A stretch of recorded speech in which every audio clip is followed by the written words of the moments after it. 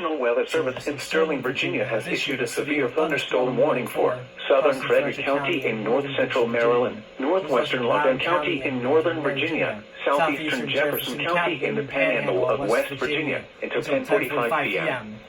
At 9:57 p.m., severe thunderstorms with a history of producing wind damage were located along the line! heading from near Harper's Ferry to near Corporation of Branson, moving southeast at 30 miles per hour.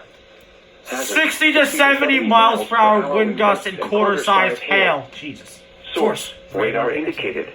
Impact. Damaging winds will cause some trees and large branches to fall. This could injure those outdoors, as well as damage homes and vehicles. Roadways may become blocked by downed trees. Localized power outages are possible.